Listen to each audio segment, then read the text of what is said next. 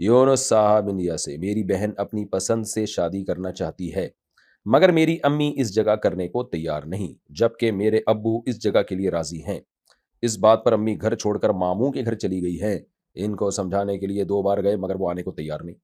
میرے 2 بھائی بھی اس شادی کے خلاف ہیں، جبکہ میں اور ابو اسی رشتے کے لیے راضی ہیں جہاں بہن چاہتی ہے، کیونکہ کل کو کوئی اور وقت آئے گا، کوئی اور دقت آئے گی تو اور زیادہ عزت خراب ہوگی۔ رہنمائی فرمائے میں کس کا ساتھ دوں، امی کا یا ابو کا؟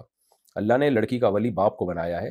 اگر ابا کہیں شادی کرنا چاہ رہے ہیں تو ماں کے لیے جائز ہی نہیں ہے کہ وہ اپنے شوہر کی، اپنے یعنی لڑکی کے باپ کی مخالفت کرے، وہ تو یہ بالکل غلط ہے۔ تو آپ کی امی کو چاہیے وہ ناراض نہ ہو، واپس آ جائیں، جہاں ابا چاہ رہے ہیں شریعت میں وہیں حکم ہے۔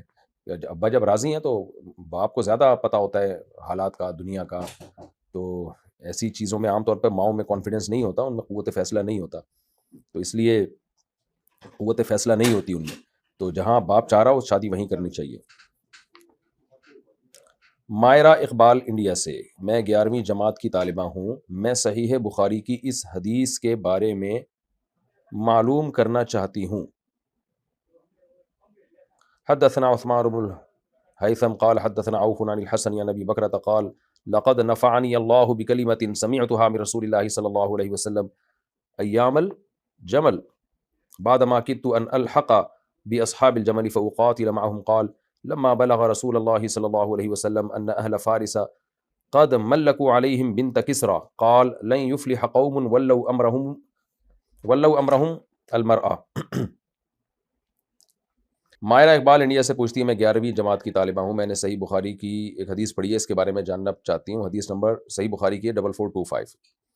اس کے الفاظ یہ ہیں کہ نبی صلی اللہ علیہ وسلم کو جب اہل فارس کے بارے میں پتہ چلا کہ انہوں نے کسی عورت کو ملکہ بنایا ہوا ہے، تو کسریٰ کی جو بیٹی ہے وہ ان کی ملکہ ہے، تو آپ صلی اللہ علیہ وسلم نے فرمایا وہ قوم کبھی کامیاب نہیں ہو سکتی جو اپنے معاملات عورت کے سپرد کر دے۔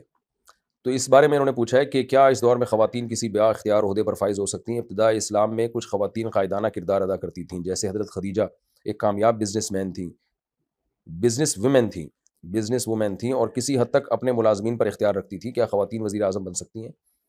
دیکھیے، اپنے ملازمین پر اختیار ہونا وہ تو سب کو اپنے ملازمین پر اختیار ہوتا ہے، کاروبار میں بزنس کرنا وہ بھی مرد اور عورت کا کوئی فرق نہیں ہے اس میں، آپ اپنے ماتحتوں پر بھی امیر ہی ہوں گے، ظاہر ہے، جو حدیث میں تو آتا ہے کہ کلکم راعٍ وکلکم مسئول عن رعیہ، ہر شخص راعی ہے، نگہبان ہے، تو عورت اپنے بچوں پہ نگہبان ہے، تو یہ نگہبانی اپنے بچوں پہ، اپنے ملازمین پہ، اس میں مرد اور عورت کو کوئی فرق نہیں ہے۔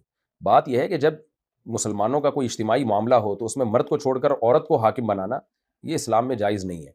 اس کی وجہ یہی ہے کہ عورت میں وہ کانفیڈنس نہیں ہوتا، وہ جذبات سے متاثر ہوتی ہے، یہ اس کی مینٹلی جو ہے نا، وہ مردوں جیسی نہیں ہوتی، تو اللہ نے اس کو اس لحاظ سے ڈیزائن ہی نہیں کیا ہے۔ تو جب کوئی بڑی مصیبت آئے گی، کوئی بڑا مسئلہ آئے گا، وہ گھبرا جا سکتی ہے، وہ لوگوں کی باتوں سے، جذبات سے متاثر ہو کر فیصلے کر سکتی ہے۔